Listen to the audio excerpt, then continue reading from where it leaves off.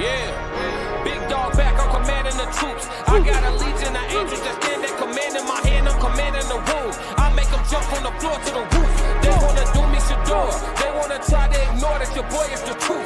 It ain't no dim in my life, it ain't no breaking this buck, I'ma buck up on you. I can't be nothing but solid, feel like I'm stuck on my tooth. I don't know what else to do, establishing boundaries, people don't take it too well. Guess they gotta go if they move. I was in Greece, swimming the sea like a pool, healing my knee, let it soothe. Sorry doc, if I don't jump off this yacht, it's a L. I cannot lose, I'm breaking the rules.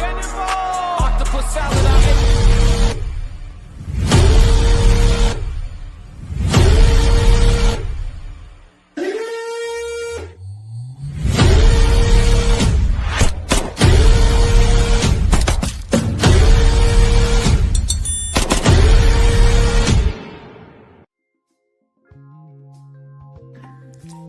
What's good? It's your girl April from Conversations with Soft Rain. I am the Raw Society Coalition's First Lady, and the Raw Society consists of myself, Souls of Thought, Classic Code, Uncle Plug TV, and the Ted's Down. I'm going to talk quick, so I need you to listen and pay attention.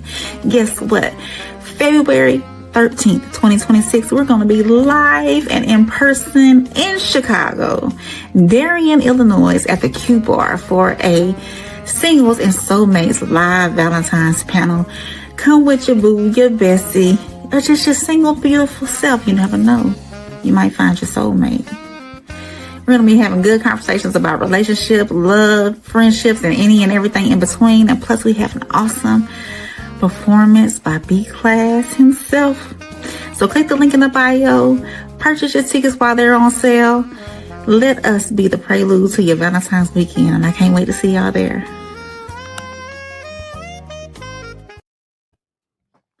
What's good, YouTube family? It's your girl, April, better known as Soft Rain from Conversations with Soft Rain.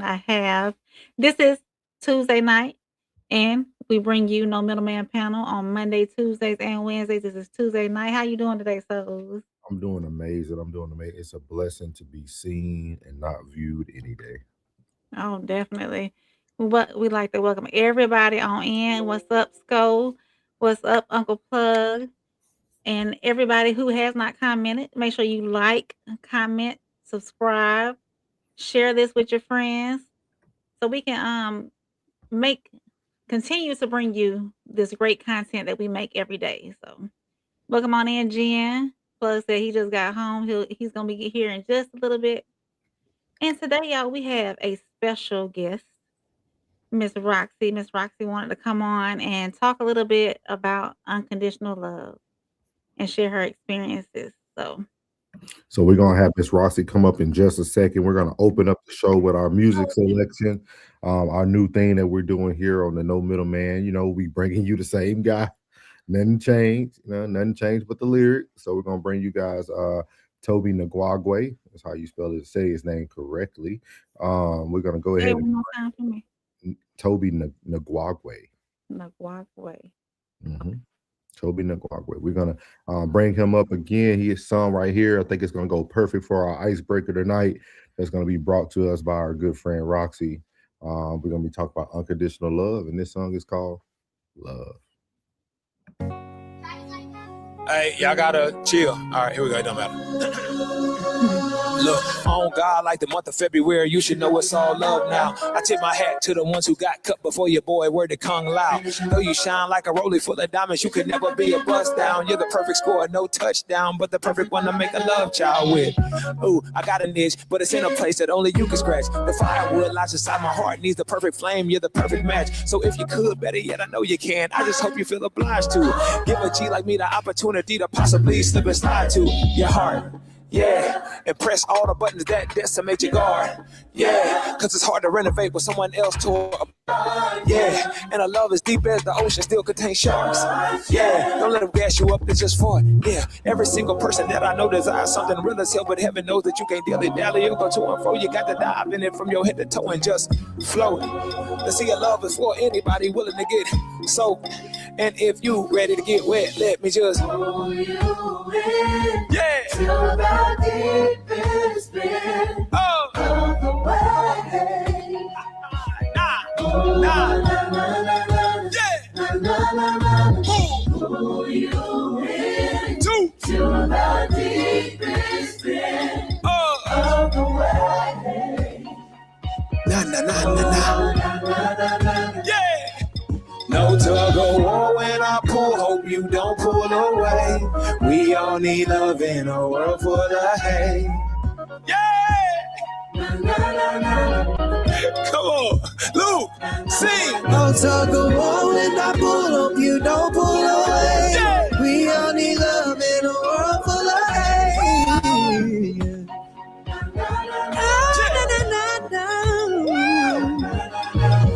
Pull you Sing, in Keish. to the deepest pit of the wave. Oh, na na na na na na na na na. Pull you in to the deepest pit of the wave. Oh, na na na na na na na na. Come on. Who wanna sing? Who wanna sing? Come on. Say, pull you in to the deepest bend of the wave. You know how the melody goes? No. Take mommy, man. Look. Say, pull you in to the deepest bend of the wave. Oh. I'm not sure I should remember the notes. So as you see there, that's Toby Nagway, man, with love. Great song, great rendition, man. I love his music. All his music has a message to it. I think that message we can all see very clearly. And it goes with our icebreaker. We're going to introduce our good friend. Roxy is in the building. Welcome in, Roxy. Hey, Roxy. Oh, can you hear us? Can she hear us? Hello. Yeah. Oh, there she is. She's going to hear us. Can y'all hear me? Yes, Roxy. Okay, because I can't hear y'all. Can you hear us, Roxy? She can't hear us. Can you hear us now, Roxy? Go back out and come back in, Roxy. Oh no, Can't hear us. Put it in the back chat. Just a little technical differences. Give us 1 second. Feeling like soft rain over here. Give me 1 second, y'all. Technical differences.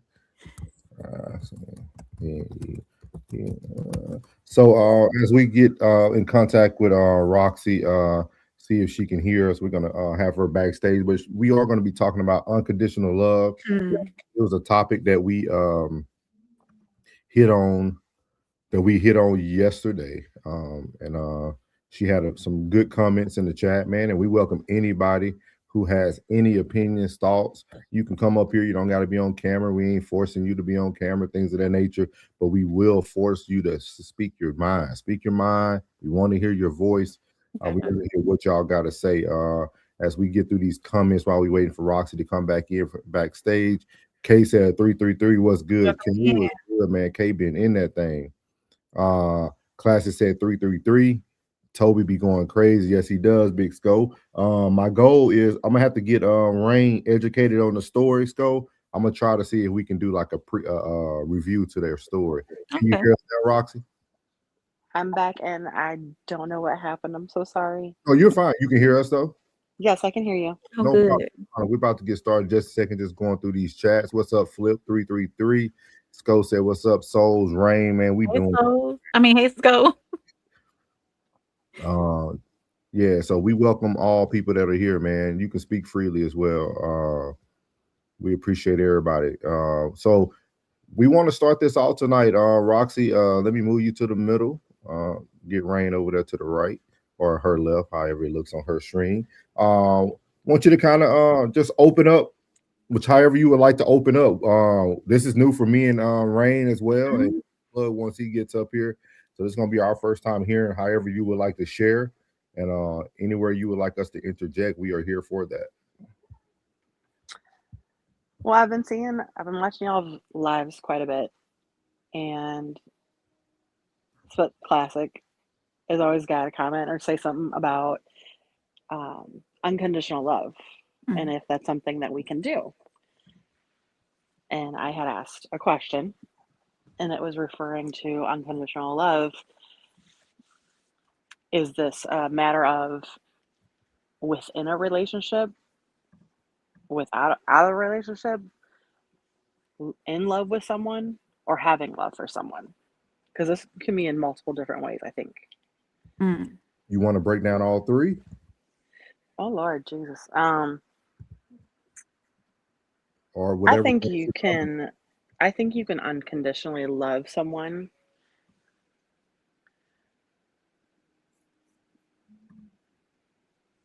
I absolutely think you can unconditionally love someone and not be with them Okay. in a matter of a relationship because you want the best for them, and sometimes they don't want the best for themselves, and maybe you feel like you're in the way of that Mm. so that they can work on themselves. Would you consider that avoidant behavior? I know this is something Tez talked about a month ago. We kind of, and then do you think that's a more of an avoidant behavior though? Oh, absolutely. Okay. Are you familiar with avoidant behaviors? Yes, I am. Okay. So what does it look like to you when you feel like you can love someone unconditionally, but you also know that you need to give them the space and the capacity to kind of figure out what they need, what that looks like for you, or have you experienced that at all? I believe that I've experienced that in the past. Unfortunately, too recently. And this person, I was with them through a lot, and I was with them through things that they wanted to work on, and they kind of they had a mental illness that I had found out shortly after we had got together, and it turned into not being the same person that they were. Mm. And it changed the person that I met, changed the person that I knew, changed so much of this person's character. And I was riding it out because Hmm. I was wanting this person to get better for themselves, not for me. It don't matter for anybody else. It was for them because they weren't the person that they wanted to be. They weren't the person that they had told me that they were and that they were trying to be and working on. And they had kind of let that go of themselves. Okay. And it turned into a dangerous situation Heard. Mm. Can I where ask? it, Oh, I'm sorry, Miss Roxy. I'm sorry. Go oh ahead. no, no, go ahead, ask. I don't want to step over you. Are you done with your thought? I don't want to break you. Well, it had turned into a dangerous situation where I literally had almost lost my life. Mm. Not just lost me, but lost my life. Heard. And I'm At the working hands of that on person. I'm sorry.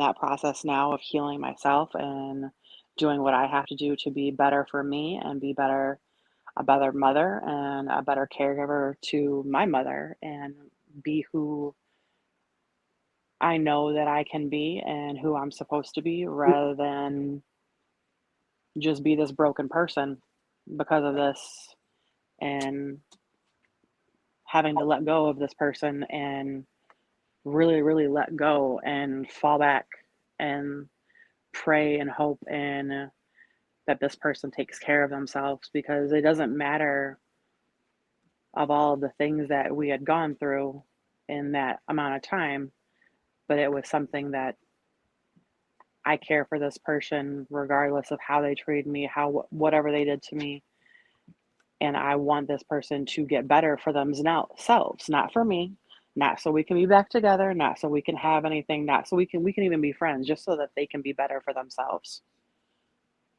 Heard.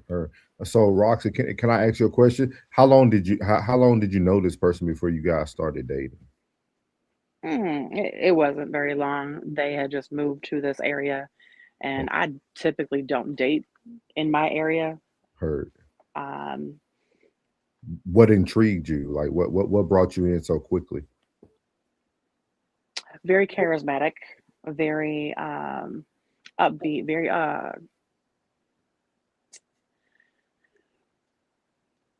extrovert. And I'm very much, I used to be an extrovert and Mhm. I am definitely not anymore. I ain't been an extrovert for a while since I worked in the ER. Okay. But I'm very much an introvert now. Like, I pay for my house. I like hanging out at my house. I like being at my house. So, I this don't want to person, pay out to be at the club or a bar or anything like that, but that was never my personality before this. so this person drew you in because they drew something out of you that you kind of desire to like bring back for yourself. In a sense, yes and no. Like, I wasn't necessarily trying to necessarily be more extrovert, Mhm. but it was just one of those things. I wanted to give this man a compliment. I gave him a compliment, and it progressed from there. So you was the initiator. I like it, Roxy. I like it. I like it. Don't judge. No, we not. No, we like it because we talk about this on the show a lot about like a lot of women don't approach or men don't approach. So I think that's super dope that you did. I'm gonna ask you another question, Roxy. So if you had a perfect world, right? Let's say everything didn't happen the way it did. What did you see, or what was your vision for you two? Oh, we would have been married by now. We Okay. was engaged. How long were y'all We talking? don't judge me. No, I'm not. No. This is real. Like, There's no judgment. No judgment. at all. I'm really just. I'm just asking the question. I promise you, there's no judgment at all. October, Okay. we started talking, and we both said that we wanted to exclusively talk and date each other and no one else. And we were engaged by December, Okay. Okay. and we were supposed to get it married this spring and or spring summer, and everything ended Easter weekend. Okay. So What was the deciding factor? What changed? Because you said he changed. So what was it that changed? Did you not see any inclination of what kind of person he became? I did. He's seen. I seen it. I witnessed it. I questioned it.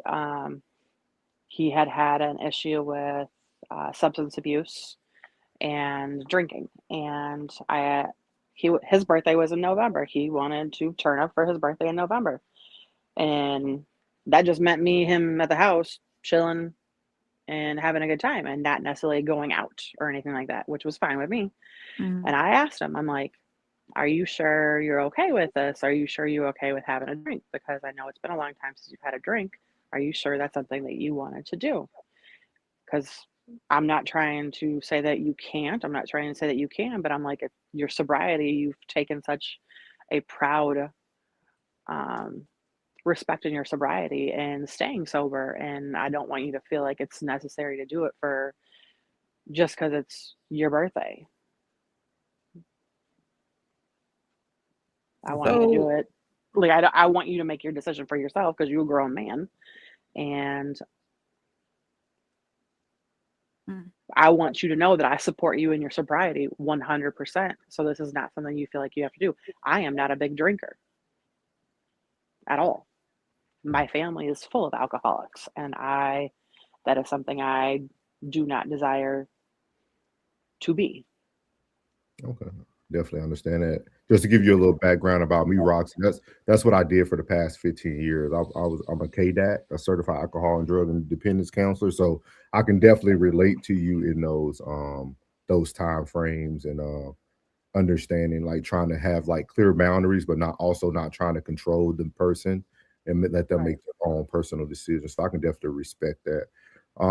With that being said, what was the point where you felt like, okay, we were together in October, we got engaged in December, we had a wedding date?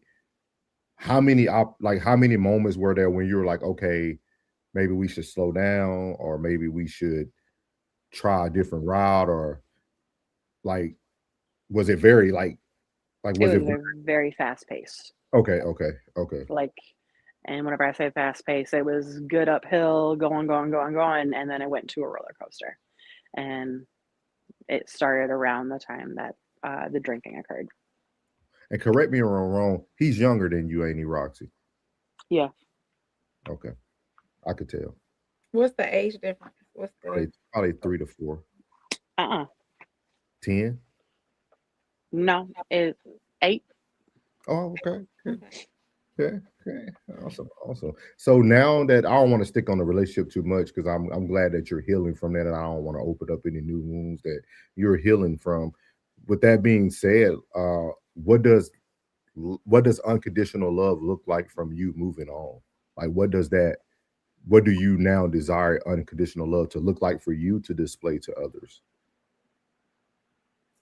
For me to display to others Mhm. is just being there for a person whenever they need. Do Is you feel like simply it's just realistic though? being. Because you didn't get the result you wanted. You already been there for someone. So have you thought about new ways of showing unconditional love? That's a very good question. No, I have not thought about new ways.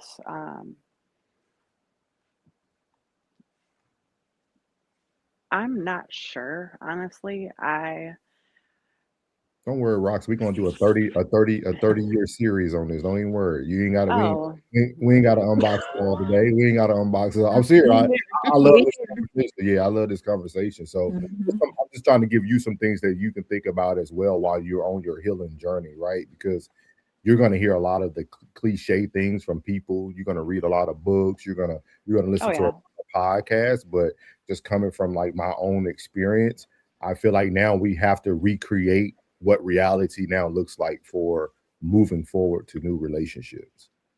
agreed. I very Um, much understand that. I realize a couple things is that I was looking at feelings more than I was looking at facts. Mm. My therapist told me that, and I go to therapy every week for it. Um, Congratulations to the because Yeah. healing from this um, was a big deal because I have a 10-year-old daughter and she did not witness a lot of things, but she was in the house. She didn't hear a lot of things because she was upstairs in her room doing her thing. But it was a lot of, The energy um, in the house was she felt that though, most likely, yes, even though she didn't absolutely. see. Yeah. And I hold anger at myself for that. Um, but I know that I am doing my best to do the healing and the work that I have to do to be the mother that I want to be for her and to be the person that I want to be and be the person that's healed and not broken and survived and not a victim. Mm. Roxy, if you don't mind me asking, what are some exercises or what are some things your therapist has you currently doing? This is to help other people who are watching right now, right? Definitely. Because everybody might not have the resources to either seek therapy or don't have trust or haven't found that perfect therapist. So like what are some things that you're currently working on that you feel like it's like something that you wish, man, I wish this was just in my daily routine every day before I even went through this. Something is journaling, is writing down things and writing it down and then taking it outside and setting it on fire and then letting it go and releasing it and really, really releasing it. Not just saying I'm doing it and not coming back to it over and over again, but really releasing it. So journaling is one big thing. Are you, Um, are you okay with never truly healing though? I'm aware that that is a very, very likely possibility. Mm. It's hard to accept, but I do accept it. Heard. Um, but it's one of those things where it's like I'm not gonna, I'm not changing. I'm evolving, Awesome. and that day in that car, that is what I call. I know it sounds probably kind of silly, but I call it my death day because that person in that car, she died. she died. She don't exist no more, and I am recreating the person that I am and that I want to be, and that how to have boundaries and how to learn to become stronger in myself and know who I am and know what I want and not settle and not just be okay with taking abuse like how I took it. And something, when you get a chance, I don't know how long you've been in therapy, and I'm not here to like counteract what your therapist is doing. With that being said, I would like for you one day down the road to try to have the conversation with your therapist to unpack, do Roxy really need to change, or was that just a bad episode? Because sometimes in therapy, right, it's easy for us as therapists or us as counselors to give you all these tools and like try to recreate you and make you. But technically, Roxy could have been perfect. Not, nobody's perfect, but just in the words of like Roxy could have been okay the way she is. So is it some things that she probably can tailor? Yes. But I would highly encourage you, and this is just some counter transference for myself. Like, that's something I didn't do when I lost my mother. Like, I still deal with grief, and I didn't utilize grief to like, I made it become who I was and didn't understand that I was already whole, if that makes sense. That does make sense. And I So appreciate that. yeah. So I would definitely say, I would definitely encourage you while you're in therapy, and it could be something you do on your own. You don't have to, if you don't feel like your therapist is ready to unpack that or they're not moving in that direction. I would highly encourage you to kind of make a list of your pros and cons of like, hey man, this is the Roxy I still want to maintain regardless of what relationship I'm in.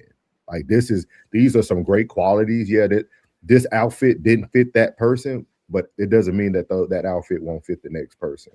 So I would highly encourage you to make that list while you're in therapy and going through your healing process, just so that you can understand that you're probably not as far off as you think. Right now, you're probably going through more grief and more survival remorse to a certain extent, right? We only think about it from like a financial standpoint when people get wealthy or leave people in bad situations, but you might feel like you said, you died to yourself, so you're a survivor now, right? So a lot of that stuff. And also, I will have you think about this too, just not to give you too much to think about, but I will also think about that it's okay if you want that person to heal for you too.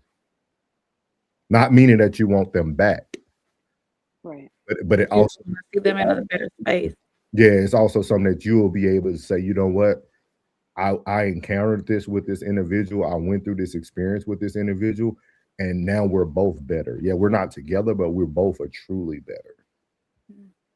Yeah. So I think I'll be able to unpack with my therapist probably once they find him and once we deal with and the court system has dealt with everything. oh, so you got a whole this you got other entities, you got other external things going on too. Oh yeah, Oh, okay. absolutely. Okay. Heard. Okay. Okay. So it's one of those things where like even though I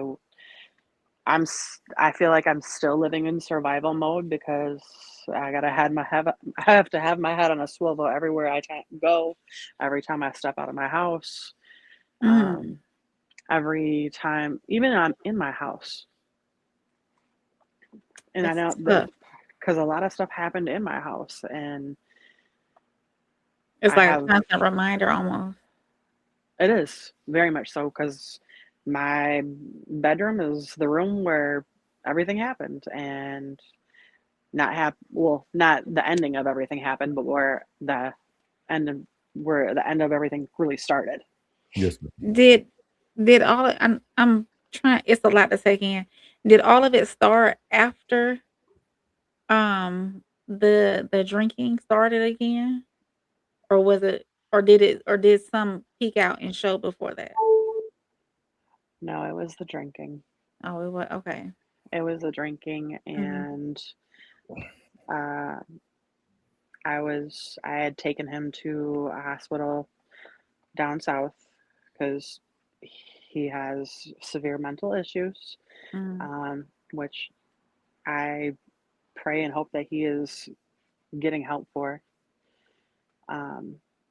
And not just saying that he's getting help for or anything like that, or saying he's going to do this, because he also had gone and become a substance abuse counselor as well.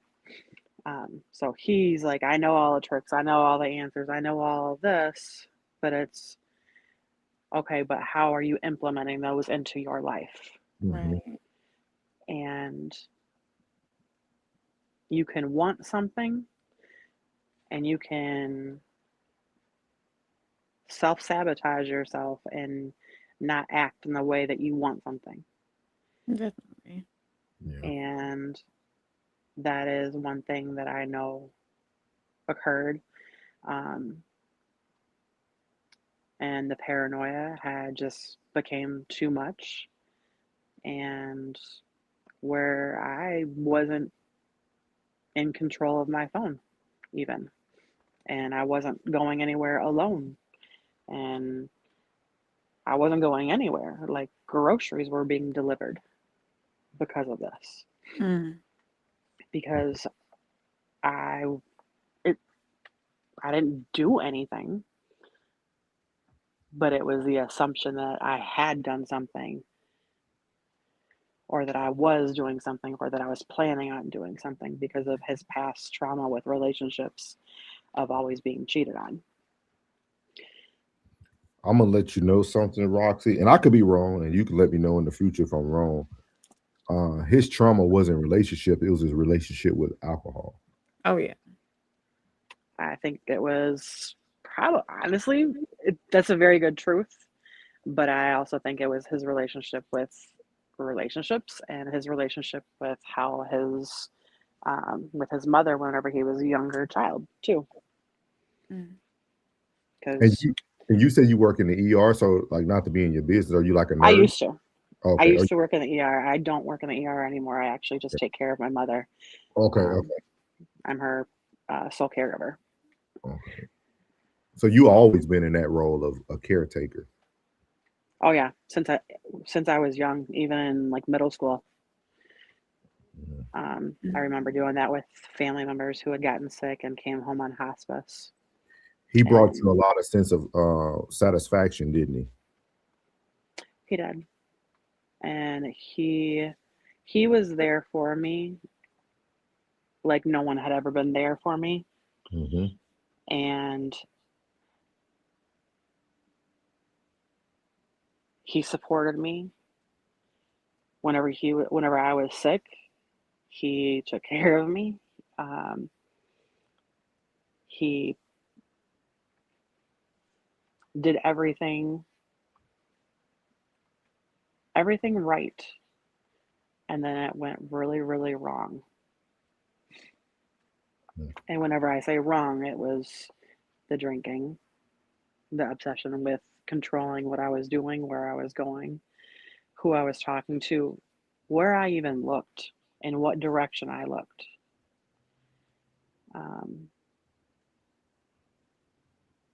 So that's where it became to the point where I felt like a prisoner. And have you been married before, Miss Roxy? No. Okay. Just the one child? Yep. Okay. Or just the almost. Okay. I had almost been engaged a couple times, but no. Is your ultimate desire still marriage?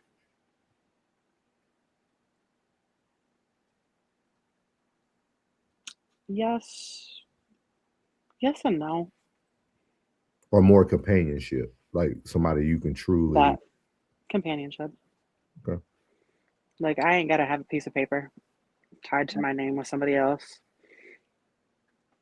Like that's not end all be all for me. Would I like to? Of course. Who doesn't? We grew up on sorry, I don't know if I can say that. No, you can say whatever. You're fine. On Disney fairy tales of falling in love and being swooped up by some hero. Whenever we were kids. And such false advertisement, I swear. And it's like, okay, but you also got to learn how to save yourself. Yes. Absolutely. We do. Well, Roxy, I would love to like unpack more of this. And I'll have Rain kind of stay in contact with you to see like what angles you would like to attack this. I would love to like unpack this, even if it's like a monthly or a weekly update on like how everything's going, how everything's unpacking in therapy. I would love to like talk more about this. I appreciate you even having the courage to come up here and Absolutely. give your story. Because that takes a lot. So I would definitely encourage you to continue to talk about it because therapy is not just a session; it's everyday life, right? So Absolutely. make sure that you're not just withholding it only for a session. Make sure if there's something you want to discuss that you can reach out to Soft Rain, or I don't know if I would talk to her, Roxy, but if you feel comfortable talking to her, go ahead. I'll just mess with Yeah. Rain. But I would definitely love to like keep unboxing this, talking about it. And then maybe we can never know, man. This might be a new series or something, unboxing emotions or something. We never know. We never know what it is. But is Oh there Lord. anything you would like is there anything you would like to say to everybody who's watching? Any encouraging words you would like to give before we get to the rest of the show? And again, we really appreciate you. All gratitude for you coming up today. Definitely. Definitely. Well, thank you very much for having me. I really appreciate it. And I just want everybody to know, just love yourself, know your worth, and believe in yourself. If you can't believe in anybody else, believe in yourself.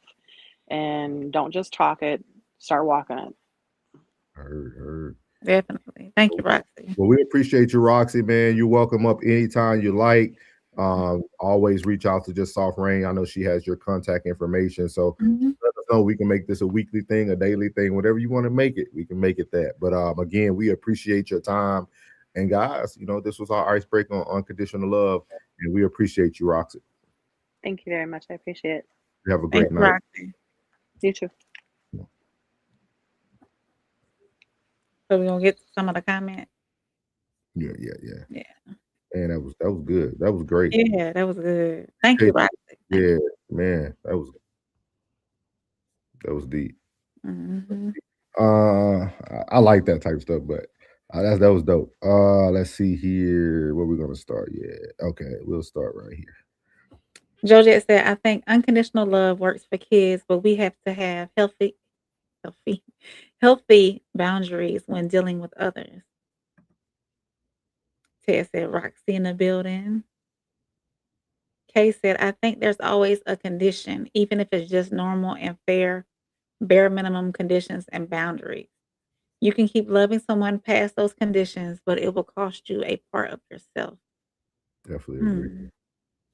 He said, if someone violates basic boundaries, you can't keep loving them without disregarding your own personhood. Okay. Sco says, so he was putting up false narrative until y'all really got into the thick of the relationship. Well, when he turned back to alcohol was when it really showed. I should have asked this, but I was wondering if it was showing before the alcohol started back.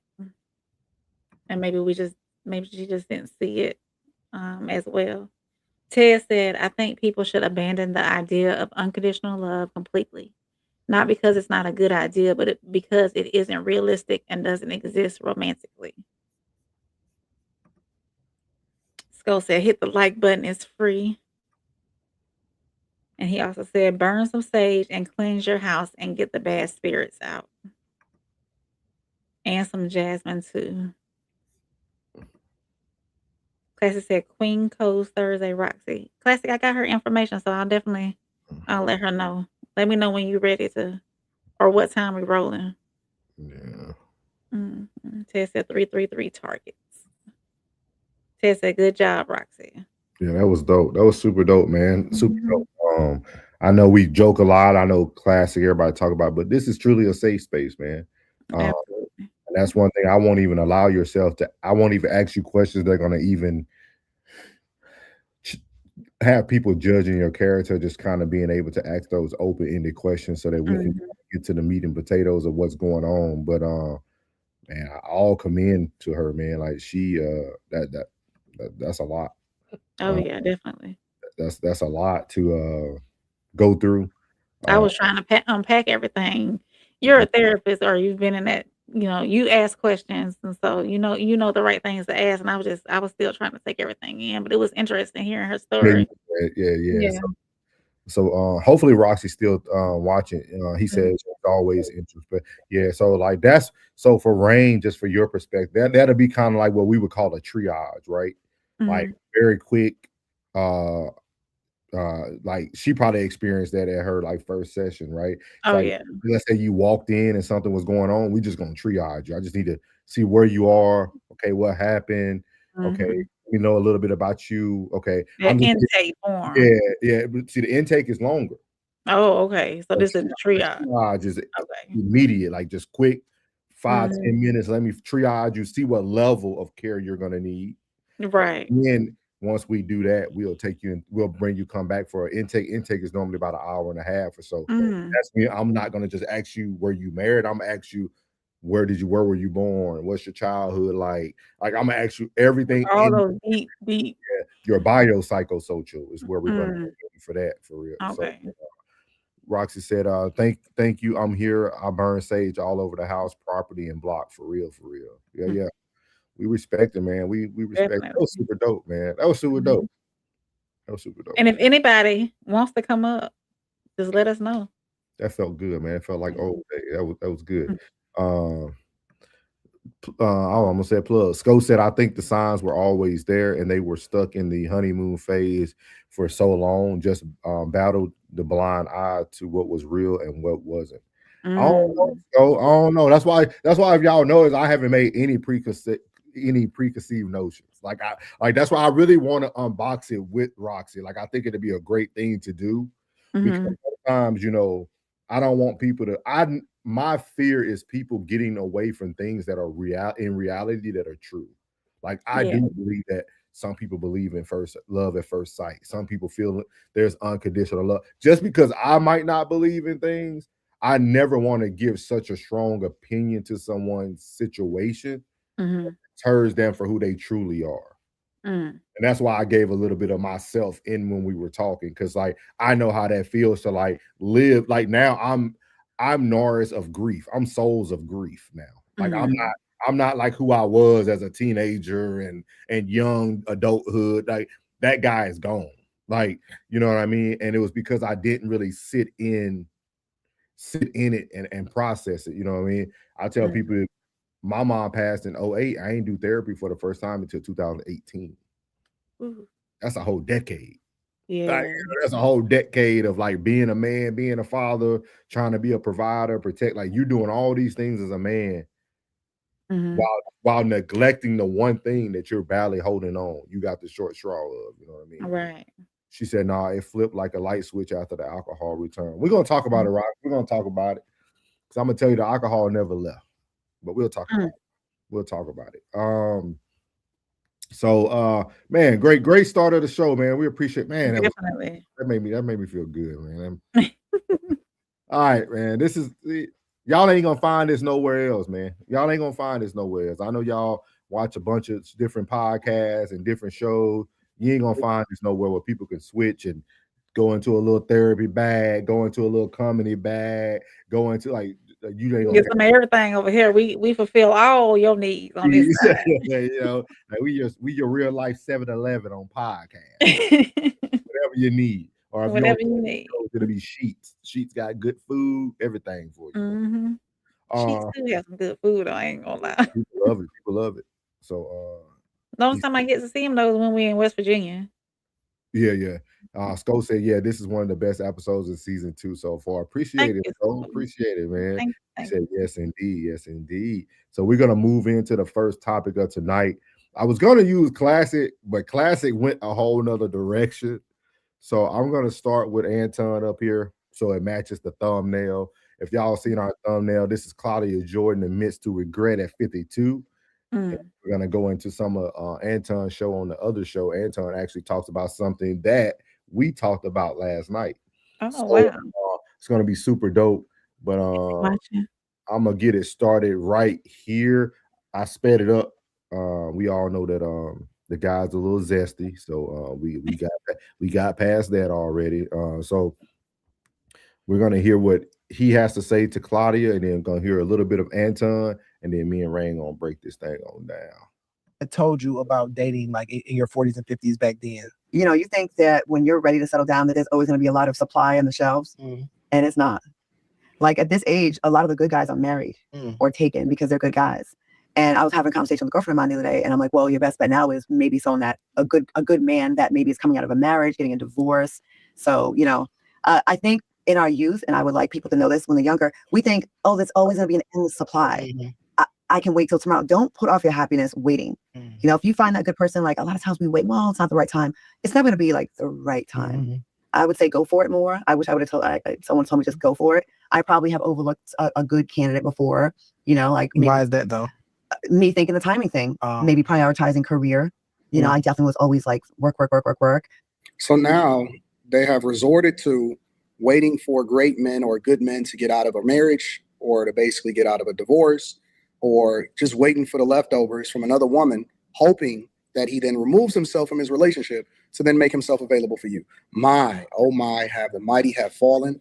And she's not even a bad looking woman, a bad looking older woman. You know what I'm saying? She's probably just stuck in her ways. And I've said this time and time again, every single time that I've had a conversation with a woman, and I've been on a panel and they say, oh man, there ain't no good men out here, or oh, I'm just waiting for this, or I'm waiting for that. Listen, you got to pick. You're going to have to pick which one that you want to prioritize, the same way that men have to pick how they prioritize their lives, in which they then get what it is that they deserve, not what they think that they deserve, right?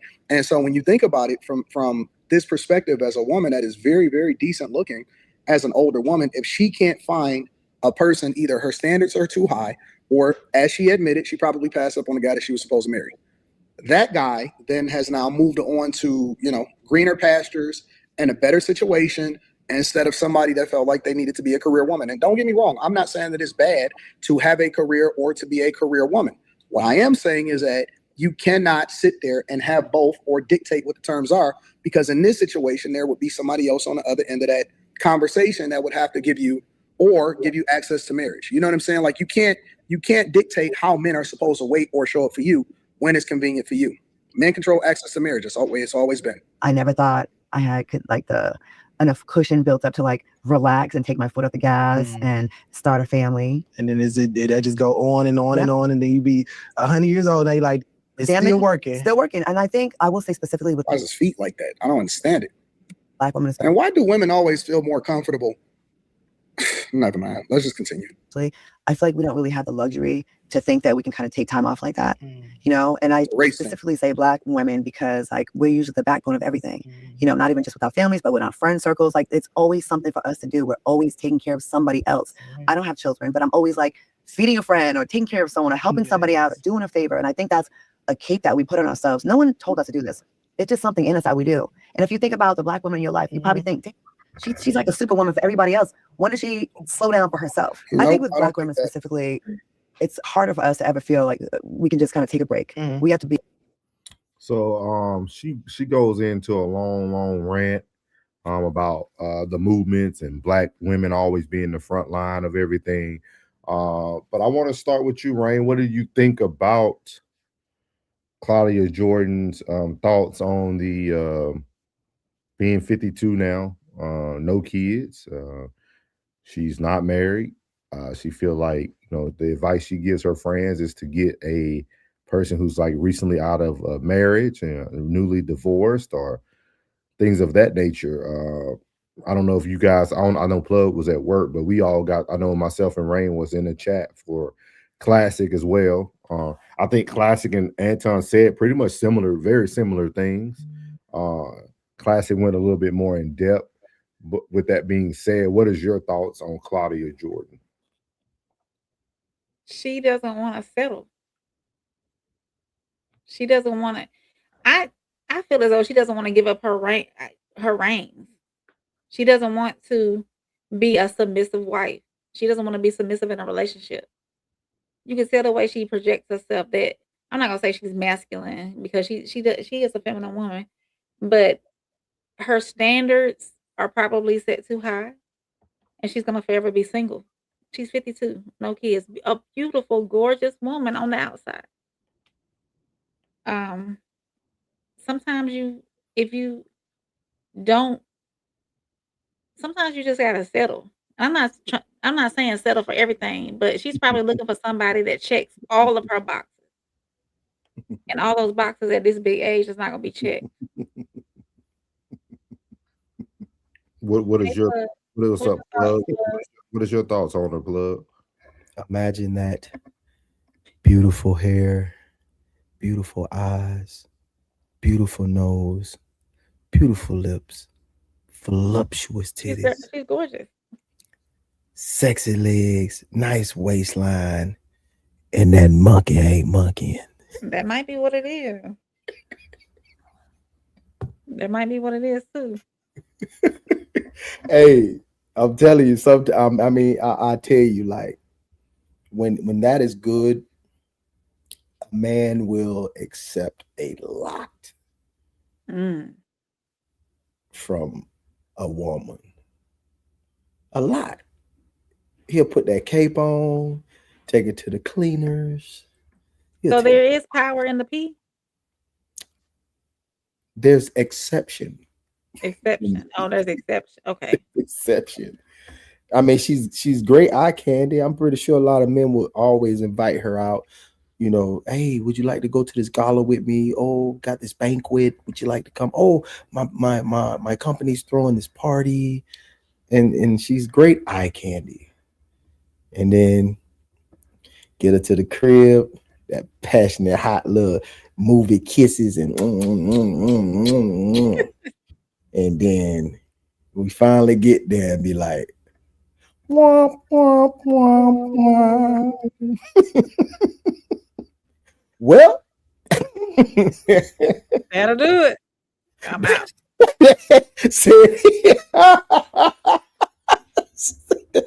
That'll do it. That's all I was thinking about today when I watched this. I was like, that thing ain't hidden, boy. Because anybody, I mean, there's nothing you can see like when it comes to her aesthetics that no man would deny her. Like no man would deny her. She's damn near a seductress. She's beautiful. Do you think it's intellectual too? No, that she might not be carrying. Everybody needs somebody sometimes. Nobody wants to sleep alone. Who wants to sleep alone? You know what I mean? You could go about 3 or 4 days on the couch and just get it to yourself. I got laundry on the other side of my bed. But still, and at 52, being gorgeous and beautiful as she is, it's something mishappened somewhere. I got you. Thank you, brother. Something somewhere is not. It's something is amiss somewhere on her side. It has to be because I don't think she's like I see her on most reality shows and she's not that, ghetto. She's not that hood. She seems to avoid confrontation every time I see her. She's not the one throwing drinks in someone's face and, but at the end of the day, she's like how old is she? 50 something? She 50 something. 52 years old. Any man would, just the aesthetics will cuff her and her accomplishments will cuff her, but she's not cuffed. And no kids, they don't have to worry about being the bonus dad or stepdaddy. They don't have to worry about she don't have any kids. She's not coming with any baggage. So what is amiss? Is something amiss somewhere? And she's being choosy in a section of the world that's very like that number of homosexuality to normal is like extremely high. It's higher than the average rate. You know what I mean? I did do a little bit of research on some of the men that she dated. She's dated some NFL men, Genuine. She was married for 1 year, I think, if I'm not mistaken, if the facts were correct that I looked up. So it's something. It's a her problem. It's not a man problem. It's a her problem. You start to see that veil coming off your eyes. You're starting to see things a little bit clearly, don't you? God bless you, child. Appreciate y'all. Put that oil on your forehead. Somebody been blessing that temple. What you think? What you think, Souls? I'm just letting you. I want to make sure y'all completely done with all your thoughts, Oh, yeah. so I can unpack mine. I'm gonna let y'all got all your thoughts out Do about I, it. I need to write some notes down while you unpack. You got to. Okay. I'm gonna say what nobody's saying. Mm. This lady was born in 1973. Okay. She was born 4 years after the feminist movement pretty much almost ended. Mm. Feminist movement started in 1960s. Who was the head of that feminist movement? The black woman. No. No. Who? Who was the head, Plug? Hmm? Who's the head of who led that whole movement? Some white lady. Yeah. Okay. What does she look like right now? I'm not a feminist, so I don't. What does she look like right now as you look at She her? looks like a chocolate Barbie doll. She looks like a black Marilyn Monroe. She still wears her hair in the same 1960s, 70s hairstyle. She wears the same proper dresses, like Leave It to Beaver, Mama wore. Like she is still displaying the same things that she grew up in. She never evolved. And the people, well, no, it's not that. So this is just another angle. I could be wrong. Y'all could be right. This is just what I thought about, because it's easy to say all the negative stuff that social media says about black women, this and that. But when you think about the time she was born, she was raised by a woman who literally just went through the feminist movement. Like our women today don't have the same excuse like her mom would have had. Mm. Does that make sense? Like, yeah. Keep going. When you are raised in a movement, you don't have the hindsight that we have today. So she's raised in a feminist movement in the city of Rhode Island. Ooh. She also won the pageant in the city of Rhode. She was Miss Rhode Island. Like, then she went from that to becoming a host on one of the whitest shows in America, Deal or No Deal. Oh, yeah. Who Wants to Be a Millionaire? Then from there, she went from not just that, she went from The Celebrity Apprentice. This is a black lady who wants a white man. She started to settle for black men because she wanted to be accepted in the new circle she was forced into. Mm-hmm. Because if you look at her career trajectory, she started in all these white rooms. Yeah. Then she ends up on Atlanta Housewives. That's weird. And who was she married to? So at that moment, when she ends up as Celebrity Housewives in Atlanta, I now have to blend into my environment. Like, I can no longer almost pursue the thing that I truly desire. This is a black woman that desires a white man. Mm. But now she's trying to fall on the sword of being a strong black woman. With man There's a hands. white man out there that want her. She need to go find her. With man hands. You don't think so? No white man don't want. See, that's another no. That's another topic for another day. But there might be a few, but it wouldn't be the few that she was in rooms with. They probably wanted her for a fantasy, for kind of like what Plug said. Let's go to the room. I'm married already. You know what I mean? I'm gonna pay you for this exchange so you can be quiet. But they weren't trying to have her as no wife. She's not gonna be the arm candy for the wealthy white man. Like, that's not gonna happen. Like Claudia Jordan. Yeah. Like, so, like, and that's what we're not talking about. Like, I really think it was the time she was born, and I'm not trying to give her excuses, but I think it was from the time she was born and raised. She had a mother. I don't know if she grew up in a 2-parent household, but she had a mother who grew up in, like, literally lived through the feminist movement from 1960. What were they doing in Rhode Island? That's what I'm saying. Like Rhode Island. Maybe her dad was white. We got to look up like more of the history. I don't know too much about her personal life, but when I really just sat there and looked at her, we display on the exterior how we feel on the interior. This is a black woman who literally, if you take away her skin tone, she reminds you of the white lady on Sinners. You And cooking now? Go ahead. Now. I like the way. Hey, go ahead. I like the way you're going now. And I really feel that's her downfall. Like that's what to us we feel like it's a downfall. I think she's really winning because you're talking about 52 very attractive black woman with no children. At the end of the day, that's still a unicorn. Like Her that's dad, she's biracial. Her dad is African American. Her mother is Italian. told you. So Is Italian? Yeah. So her mom's white. White. So her mom grew up. Well, that's kind of white adjacent. But her mom grew up in a time where now her mom probably was a beautiful Italian lady too. You know what I mean? Like her mom was the new face. You got the feminist movement. You got all this stuff going on, man. I'm telling y'all, man, this is a black woman who got very high in her career trajectory, got in rooms that most black women at that time couldn't have. She just started to desire something she could never have long term.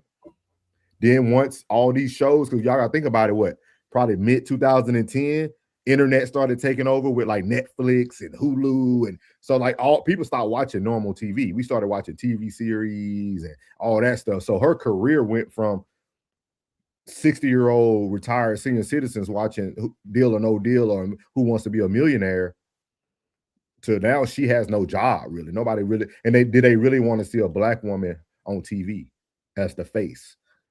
So like she went through all that and then had to end up on Housewives of Atlanta.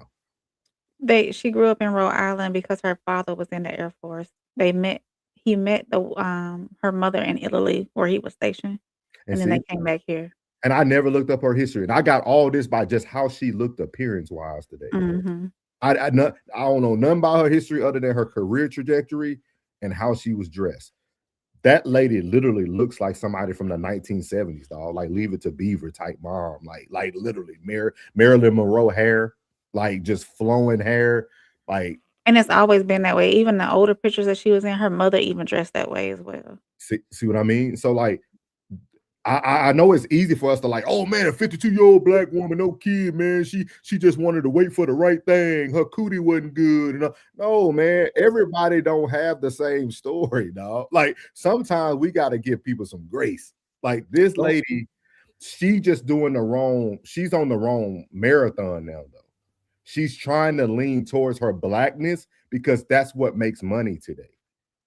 But she's really lying to society. She losing. She'll never lose. Shit. Not as long as the Zesties want her own podcast, as long as she can be the face. Oh, no, we ain't talking about that. I'm talking about the things she really long for. You can sit up some floor, your face being hidden by your name. Point your camera down a little bit. Yeah. You can't see me? No, it's up to your eyes. You behind your name. Yeah. Oh yeah, okay. I'm leaned back in the chair chilling. Yeah, but like that's my point of view. That's why I was telling. I see what you're saying, but I know. But what you were saying, you was cooking. That hit on something that I didn't even think about. Definitely, like for real. I didn't even think on that level right there. But and even in all pictures, like her mom losing because if you ain't accomplished the goal of actually having someone, you know what I'm saying? Like you want that someone. I know she want to feel that. Every woman desires to feel that. Okay. Yeah. You just don't want to get patted on the ass in the kitchen while they making some grilled cheese sandwiches. She just don't want. How long she make grilled cheese? Black man. She don't want a black man though. That's what she needs to go ahead and tell people. Like I think more, and like even like I see Classic in the chat. I know he's saying that she butchered men for years, but go back and look at her resume. When did she start that? She wasn't doing that while she was on The Celebrity Apprentice. She wasn't doing that when she was on Who Wants to Be a Millionaire. She started that stuff when she had to fall into the rooms of black people. I'm hearing you. I ain't gonna deny you, bro. When you right, you right. But she losing though, bro. She'll never lose. Shit. Unless her looks go away, she'll never lose, dog. That's always one. For real? Call man, hey, but it's a lot of pretty women out here, man. Think about this, plug. Natalie Nunn was on Cam Newton talking about Shaq buying her a car, and she looked like a man. Who? He said her and Shaq never dated though, but he bought her a car. Man? That's something to unpack too. Yeah, who looked like a man? Natalie Nunn. Who the hell is that? I know. I didn't know who she was either. Like that's what I'm saying. That's what I'm saying. She's part of the baddie. That's what I'm saying. I mean, blood, but she's on cam. That's what I'm saying. Like, there's always an opportunity. Like, and I really feel, you know what I thought too when I was looking at Miss Claudia Jordan here. Y'all know what I thought about? Miss Cheyenne Bryant.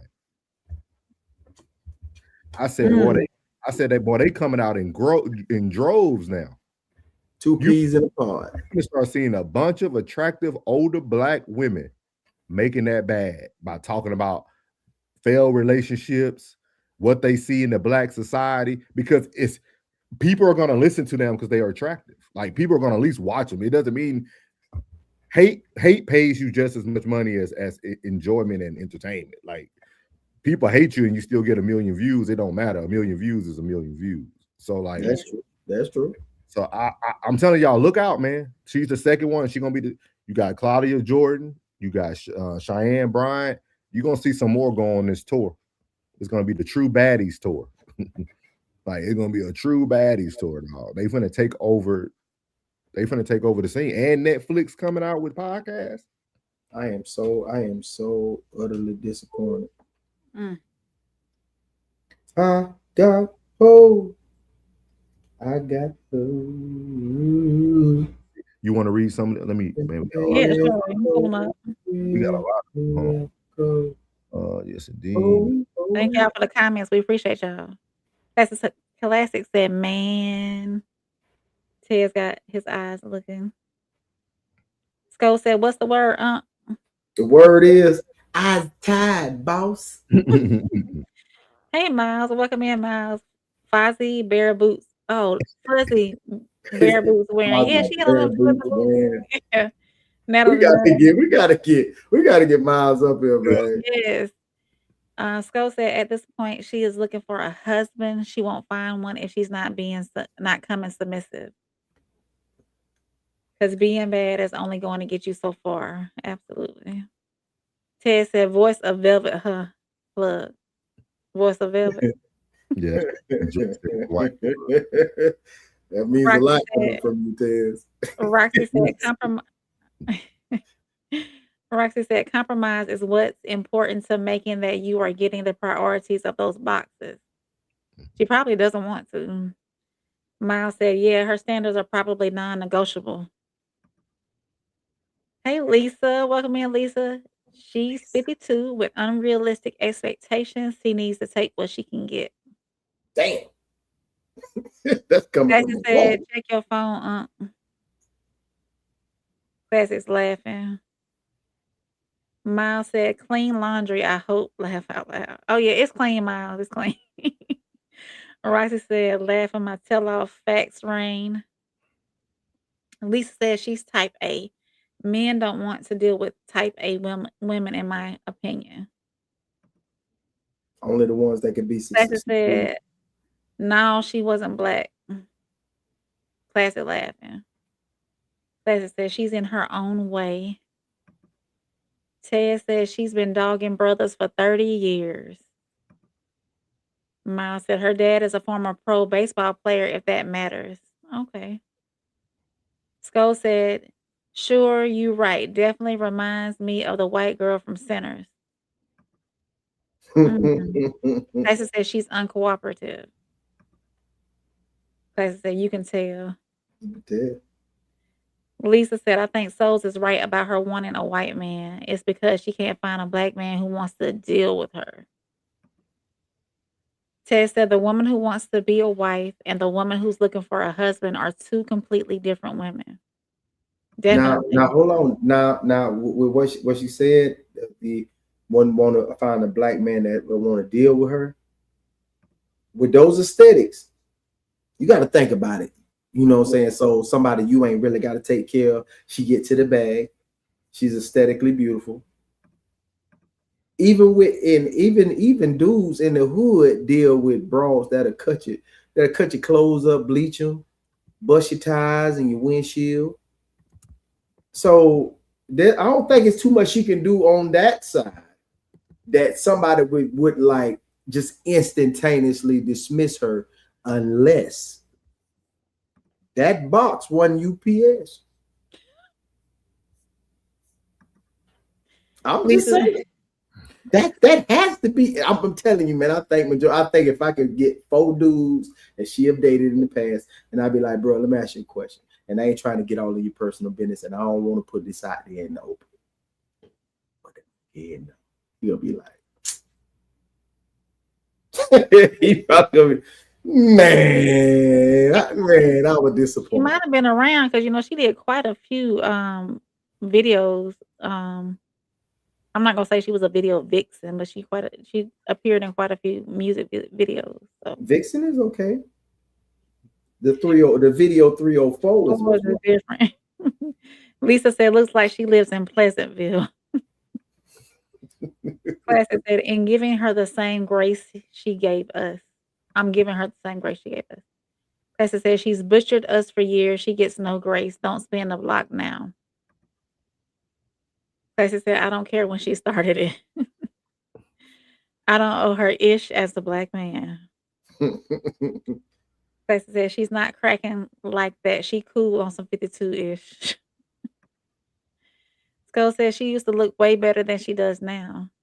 Well, she's 52, Skull. Yeah, she is.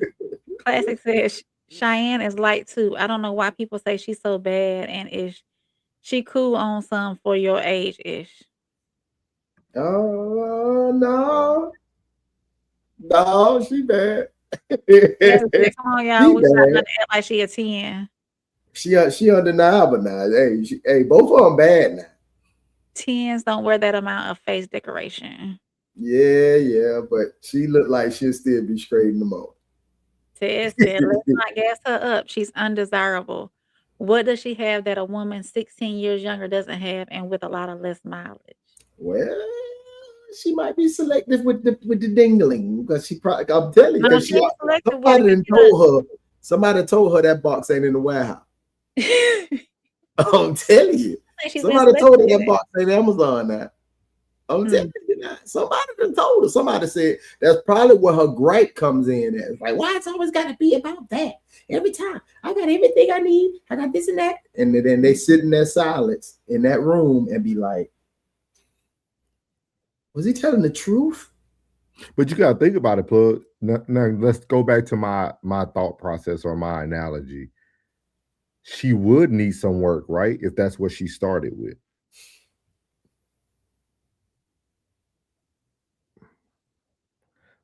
Does that make sense? Like, I do feel culture-wise, race plays a difference in like how you explore the bedroom. Oh,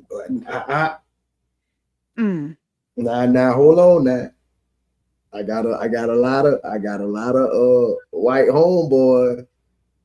Like and 60 of them is wiggles. You feel what I'm saying? I'm talking about like what? No, I say 60, but the other 40, they really that talk to them. If you know what I'm saying, that talk to them. And they had an old episode on talk to them, talk her through it. You know, no, the talk to him. I'm talking about the talk to him. You know what I'm talking about. I'm talking about that hot tool. Pause. Oh, you know what I'm saying? That is very important. Like I seen them deal with quite a few women that it was like, I'm like, bro, what is you doing, bro? I don't care what nobody say. I'm not going nowhere. I'm like, nah, she ain't got no shoes on. Like she got the Barney Rubble toes. Like they don't even meet. They be like this. And then they got the half a toenail on it. You know what I'm saying? Like all of them got their little baby toenails on it. He don't care. Cause that thing is that thing is hidden. And he ain't going nowhere. I'm talking about she's sitting up jumping out of the big F-250 on them 35s. Yeah. So no, bro, that's important, bro. I'm telling you. Go said I'm talking about Natalie Nunn. Yeah, he was talking about Natalie Nunn looked better when she was younger. Mm-hmm. Ted says she's 52, case closed. Well, 52 ain't old, bro. I'm sorry. Y'all need to get a little old. Y'all need to live a little more, bro. Because 52 ain't old, bro. I'm sorry. You can't debate with bitterness. They're bitter, man. Bro, I'm telling y'all, 52 ain't old, bro. Dog, 52 ain't old. You're not even battling the age, Plug. You're not even battling the age, dog. That's just the one thing they can keep throwing at her. Like, no, I'm 7 years old. Man, come on, dog, man. hey man, it's okay, y'all. Hey, it's okay. I don't know who she was born in 73, bro. I was born in 80. Y'all trying, man, never mind. Last thing a handsome masculine man wants is a chick that acts like it's weird that you want to be in her guts. Cannot virtue signal now because life didn't go her way. It's some terminology you be using, Ted. It just don't sound right to me sometimes with your vernacular. But when you think about it, when you listen to her interview too, though, on this show, not saying like what she said in the past, how did it make you feel? She didn't really say anything crazy. She just talked about, they asked her, what advice would you give? And like, she gave her advice, and she said she would tell her friends to possibly get somebody who's more experienced and been married. Like, I mean, it's not like she said don't get married. She's not going against the society norm or what we're trying to push. Right. Like, she ain't masculine to me. I seen what I've seen her take control of a crazy situation where women was throwing drinks and acting their ass in public, and she just took control of the situation and was like, hey, y'all need to calm down. Y'all need to stop acting like this. Yeah. Kay said, I'm Puerto Rican. To be honest, I can't relate to all this submissive woman stuff. If she's not driving me crazy, at least a little bit, I'm just not going to feel alive. Yeah, the Puerto Ricans different. They spicy. buddy. Lisa said, I meant black men not wanting to deal with her on the scale of she looks like an individual who likes to lead. Fork in the road. He says left. She wants to go right. Oh, yeah. Lisa, you is. Go said 52 is not old. She only 13 years older than him. Miles says she probably doesn't want the men who want her. Again, non-negotiable standards. I'm pretty sure you can believe that. Miles, y'all are in the same age bracket. Would you consider dating her? Ladies and gentlemen, please put your hands together for Sophisticated Crash Out, aka Tez24, aka the Tez Down, aka the Tez Down Syndrome. What's up, y'all? How y'all doing? How's everything going tonight? Excellent show so far, guys. I appreciate it. Getting me through these long shifts that I got to be on. Plug, come on now. Hello, sir. Come on now. I know you're not gonna go with the hot button talking points of I just thought you only wanted sex. All this crazy talk that they've been doing on the internet for all of these years about who can throw it down, who can lay it down, flip that thing upside down, whip it and reverse it, and now you want to jump on that team? Double talk all day long. Double talk. No, that's not happening. You mean to tell me that I'm supposed to be with a woman that does not love my dirty draws, that does not want me to jump her bones at every opportunity that I get? No. I'm supposed to be the one to tell her, baby, I ain't got time right now, but I got you later on. That's supposed to be my job. That's not her job. And you doing all of that wearing a Blackhawks hat. That is blasphemy. Man, listen, man. You just gotta live a little more, man. You gotta put a little more. No, I am too young and too viral to be sitting up here with somebody that want to say something crazy to me like that. No. Hey, the Big Hurt was once that too. And now he doing all the she gonna get naked and get in the bed. Get naked and get in the bed. I don't have time for that. If you want somebody to look at you and stroke your ego, then you go find you one of them old bastards who don't mind doing so. That's not Tez. You about to get Tez Down syndrome. That's exactly so what you're not you need getting to nothing do. at all. Stroke her ego. I'm not doing that. That is a waste of my time. Hey, what I'm saying, bro. Hey, that's probably what you need to do is stroke her ego. All you want to do is touch my poem. No. You're right. That's all I want to do. I want you to make me feel good. all that liberation that I have for all these years, and then you want to get upset with me because I like what's natural? No. Tez, you need a hug. Been giving it away for free. To Pookie and Ray Ray, and now when you meet me, you want to decide to have values. I got a whole set of handcuffs and everything else. You get tied up tonight. Stop talking. Matter of fact, I got a little thing. We're gonna put it in your mouth. You're gonna stop talking tonight, girl. I don't want to hear nothing else you got to say. Damn, Uncle Elroy. Playing games, and then they get on these talk shows, and then they let people people ask them these nice softball questions like they ain't did nothing wrong in their entire life. How about the 9 relationships that she done had with millionaires that done failed? She can't find somebody that want her. What you talking about? Your daddy was a millionaire. You done dated at least 9 millionaires for years. You've been married. Your marriage didn't even last a whole 12-month cycle. You've been engaged 4 times. What you mean you can't find somebody? What you talking You gotta about? tell her, dog. Say, I'm faded and I'm feeling X-rated. She not looking for a good man. She's looking for a good wife. She wants a good wife. That's the problem. Man, I don't think that it, man. I think she just.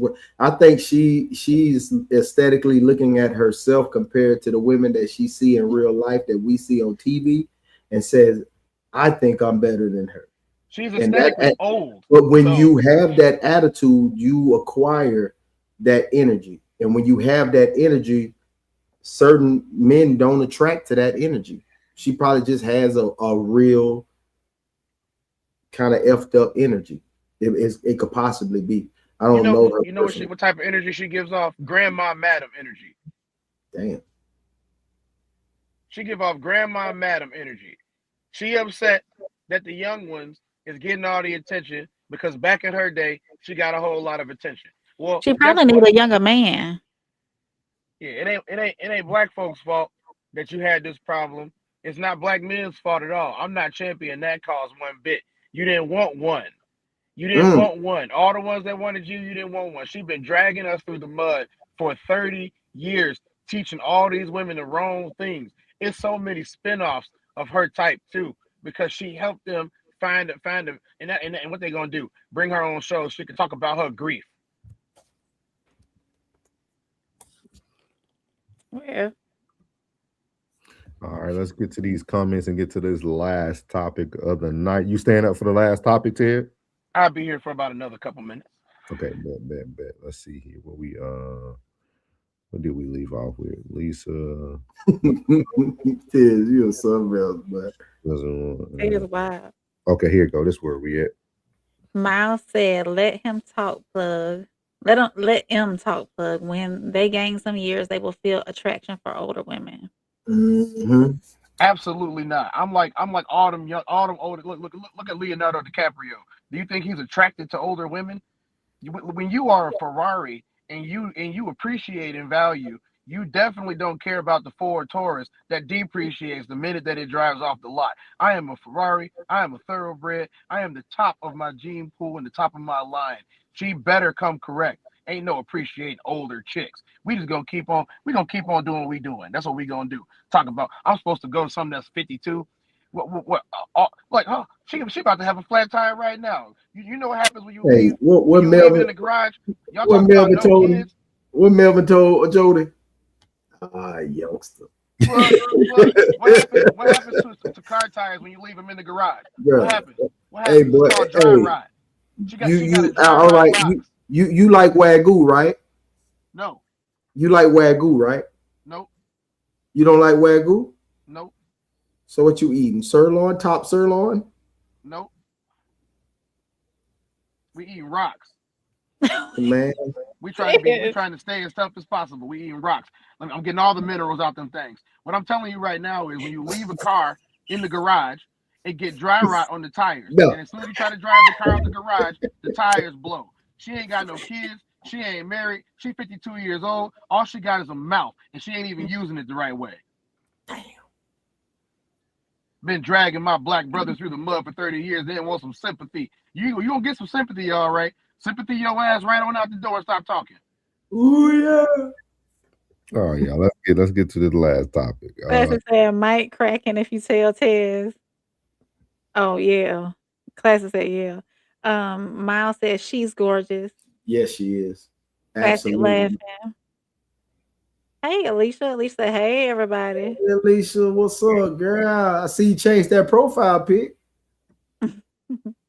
Classic said, "What the hell is going on, man?" In my slimy voice. What the hell going on, man? Classic said, "Classic laughing." Zound. Oh, I skipped. okay. Sko said, "Ain't nothing wrong with the older woman. They take care of you and feed you, Tez. Don't knock it until you try it, Tez." I feed myself. Okay. What?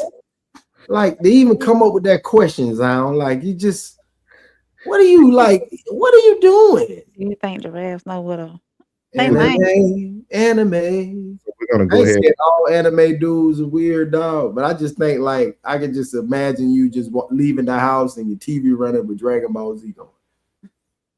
Happens to me every day. So we're gonna do this last one coming from Nothing But the Truth podcast reaction. We'll push the next topic to tomorrow's show. So we're gonna go ahead and finish up with Hey, you ain't gotta do it for me because I changed mine to tomorrow. Oh no, I'm just trying to get off it myself. I know what you're talking about. I will see y'all. Can I give you a virtual hug, bro? Hey, bro. Can I give you a right. virtual hug? Let me give you a virtual hug, bro. He said a virtual hug. Shoot. I am tired as hell, bro. Okay. But we're gonna go ahead and knock this last one out. We're gonna get them up here. I'm gonna let y'all kind of simmer. Like we're gonna kind of go through this one so y'all can hear what they're saying. Mm-hmm. And question is, tell me when y'all would like to stop. It's gonna actually start after Isaiah speaks. I want y'all to hear the conversation between Corey B and Mac Mall. I think Mac Mall is a famous person, if I'm not mistaken. You can take the comments off. Yeah. See, you like that too? Like taking them down? Yeah. So it's gonna be Corey B. I want y'all to hear the conversation between Corey B and Mac Mall. Okay. I have some questions about like what she actually gonna ask him. So okay. As a psychologist, what changed it? You know what I'm saying? Why aren't we getting married? Why are people kind of doing more so hookups, baby mama, baby daddy relationships comparable to marriage? Just going back to you, if it's me, yes, my end goal is marriage. Doc, listen to this, right? 50% of people are married. You heard? Right? It's about 51 or 52% of people are married. But for some reason, we always hinge what the possibilities are based on the negative, right? So that means half people are married and half people aren't. Also, for Black people, marriage is up a few ticks. But we continue to focus on the negative aspects of things that become propagandized as opposed to looking at the things and see what we could do better to continue to prove that number. You know? Can I ask Mac a question? Go ahead. Mac, two questions. You said you have multiple baby moms, right? Yeah. How many baby moms do you have? 5. Yeah, and they all went to college. They ain't got no kids, and they all doing good. I ain't never been on child support. Never had no baby mama. Why they don't have no kids? Huh? They got your kids, don't they? What do you mean? You just said my kids are grown. My kids are grown. She said, "How many baby mothers? How many?" Oh, 5. I got 5, but one of my daughters passed away. Yeah, I was in actually. So here's the thing, right? Sorry to hear that. So I actually was in. My last question for you. Go ahead. What is your type of woman? Like, what's your type? As far as what? In a woman, like if somebody said, like, what's your type of woman? What type of woman do you like? To date. I mean, are you saying that based upon you thinking like I just made kids with women that wasn't my type? No. I'm not even talking about your baby moms at all. I'm just saying you feel like marriage is not the end goal, and you have bad experiences with women because they're like this and like that. But I think that it's because of the women that you're probably attracted to. So I want to know, what is your type? Okay, so actually, all my baby mamas are good girls. I have a type. They all suburban girls with mothers and fathers. They all respectable. They don't dress like whores. They don't shake their ass on the internet. They don't do none of that shit, you know? My problem is the reason why, because I was engaged to 3 of them. My end goal is to be married. So don't take what I say too serious because I'm speaking like he said with the culture. Ultimately, I do want to have a wife. I do want to get married. But this culture is not allowing that to happen because what's happening is, I'm in a place where I'm a traditional man trying to build something with modern women, and it's not going to work because most of the women that I meet are so modern that when they meet a guy like me, it comes off as controlling. They call it controlling because of certain things that I don't agree with. And which is my fault for trying to turn hoes into housewives. I should just stick with what the fuck I know, what I like, which is, you know, the mother of my children. So now I have my 3 grown children, and then I have 1 5-year-old. She's finna be 6 next month. And I tried to marry her mother. I actually was a pastor too. I became an ordained pastor, and I was trying to fly straight and do the right thing. The problem was her mother was only 24 when we met, and she had some growing to do. So basically, I tried to make a wife out of somebody who hadn't found themselves yet, and they wasn't willing to get on my program because she felt like she had to find herself, which was rightfully so. So I had to let her find herself. It wasn't like we broke up on bad terms. It's just she wanted to find herself. I knew what I wanted, and so that I tried it, and I was all locked in with that situation. When we broke up, I just didn't do it no more. I didn't allow myself to fall for anybody no more because I felt like shit. So it's like trauma, basically. No, it's not trauma at all. I'm not traumatized, baby. Why would you think it's trauma? Why would a lesson learned be trauma? I mean, you just kind of made it sound like trauma. No, that's not you took Did it sound like? So I wanted to stop there because I thought it was very interesting because they're going to go to hear how people hear what you're saying. He took his lessons as no, it was just lessons. Like it was, the woman takes it as trauma. What are y'all thoughts about this conversation or this dialogue so far? Like just with him explaining himself, him going through different makeovers, became an ordained pastor, got 5 baby mamas, got like According to Miles, he a rapper too. Then he met the 24-year-old when he was a pastor.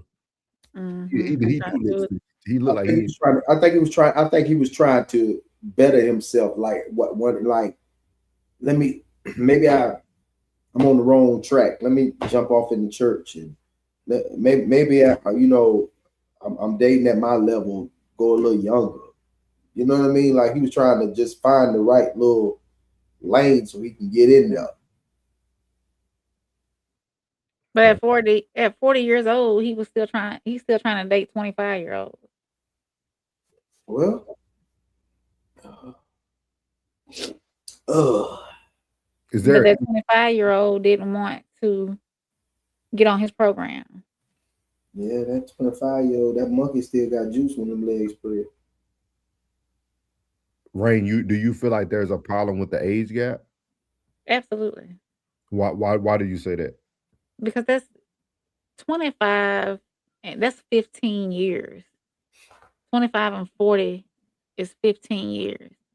Now, if it was 40 and 55, that's different. There's still some maturity to go through. You know, from a 25-year-old brain is just now coming into full development. Mm-hmm. If she was 40 and he was 55, that age difference is different. That person got some experience on them, a 40-year-old. 55. So I think he's choosing the wrong women. So is it truly an age gap or a maturity gap? Maturity. Okay. Because I think we keep saying the age. So the age, because there's some 24-year-olds that probably be more mature than some 45-year-olds. You're right. Depends on life experiences. So with that, with you having now those two things together, do you still feel it's an issue? Yeah, his picker is off.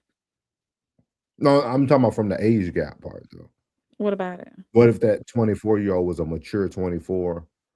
If she was ready to get on his program, then yeah, he would have had what he desired. But she wasn't ready. She still wanted to be out. And how do you feel about a man saying he needs a woman to get on his program? That's leadership. So you'll follow his programs? Absolutely. Okay. If the program is where it needs to be. And not all over the place. See how quick those conditions come out, plug? Oh yeah. Oh, but it gotta be it ain't gonna happen. She just talking. I'm just just talking, bro. So April asking you this. So do you now hearing his background, right? Okay. Let's say his program is solid though. Do you judge his background resume or do you just follow suit to his program to see does the program work?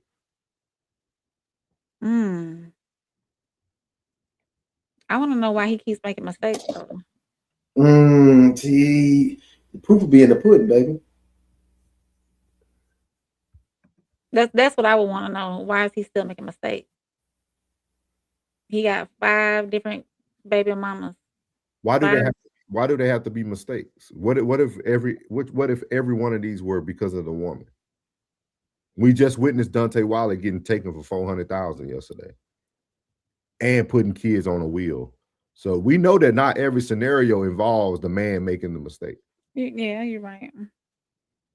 I'm just asking you like open dialogue quick. Like, Oh yeah, I mean, it's honestly, I would need if he presented himself to me and was interested in me, and I knew that he had 5 kids by 5 different women. That's a turn on. That's a red flag. It really is. What makes it a red flag? Because why didn't you stop? Why did you have to have 5 kids with each? Why did you have to have a child with each woman you met? I don't think that was the plan. I don't think that was the plan. I just think that, you know, all this raw dog sex. What's wrong? Well, yeah, what's wrong with your pull-out game? I mean, you very thorough. So the man, the only person that can provide protection. No, it's on the woman too. And maybe the woman saw something in him. Maybe the woman wanted to trap him. You don't know. You don't know. Let's see what he's finna say to her trauma, and then we'll get everybody else. Yeah, I want to finish this. Maybe his facial didn't scrunch up when she said trauma. Like, No, that's how you. Why do? Experience with her? You said No, you had a what bad I'm saying experience with is- her, and now you feel like you don't want to love her. No, what I'm saying is, why does when every time a man goes through some things or explains the situation, he got to be traumatized? I don't It's get anybody. That's Well, anybody. no, that's not, because everybody is not traumatized. Certain people learn lessons in life. It's not trauma. It's just a lesson learned. It's not trauma. Everybody's not fucked up in the head. Okay, it's just a lesson learned. Trauma Nothing more, nothing occurs less. when someone experiences intense fear, helplessness, or horror in response to overwhelming events or circumstances. I literally just told you we didn't break up on a bad note. I literally just said that. So where's the trauma? So you are open to being married again then? Absolutely, yeah. What I'm telling you, I'm agreeing with the brother in the bottom. This culture is not, I'll say the circle that I be in, okay? Because I'm not in everybody's circle. It's 8, like 9 people on this panel. Right. I'm not in y'all circle, so I don't know what y'all see on a regular basis. Just like Truth said, how many IG models do you see on a regular basis? I see a lot, but I see about 98% of regular people. With my regular What life. about the women that just want to be married but don't want to be wives? Well, that's big. See her hat? Well, this is. You see her hat? Oh yeah, talk about the P management. Good P. That's why I said what I said. Just want the wedding. They just want to take nice Instagram pictures. They just want the rock, but they don't want to be wives. That's why I said I was a wife. I cooked 7 days a week. I birthed his children. I did his 2 bids. We hustled in the streets together. I worked while he was in prison. I helped take care of his family while he was in prison. He came home. He cheated. He did wrong. I took him back. He'll buy me another ring. I take him back and still mess with him. So I'm not bitter. I'm not heartbroken. I believe in love. I love love. I noticed that. But it's like if I meet into You heard what he said? that person, if I meet that person, I noticed that she and we swayed away rock, from calling you so I traumatized, get though. what you're saying. So You I'm broke not up on a bad note. I didn't. No, we didn't. You didn't hear what I said. We co-parent. We're great. We're great friends. Actually, I think we're better as friends as we was husband and wife. We get along great. We have a son that's in college. What was the straw? Like, what was the straw that made you want a divorce? It just was like, all right, but you gonna keep letting the nigga fuck on you, or you gonna get up and you gonna keep it moving? Right. So where's the traumatized? Why you didn't say she was traumatized? Me and my BM just split on a good note. Right, So but I will tell you how it was. I actually paid my baby mama rent 6 months when I left. The fact that the word trauma is One so second. detrimental for you, let me know that you might be a little traumatized. No, I don't think he's no. You know what, sis? I'm gonna be honest. I don't think he's traumatized. So hold on, just 1 second before we go a little deeper, right? Because we cooking. This is entertaining.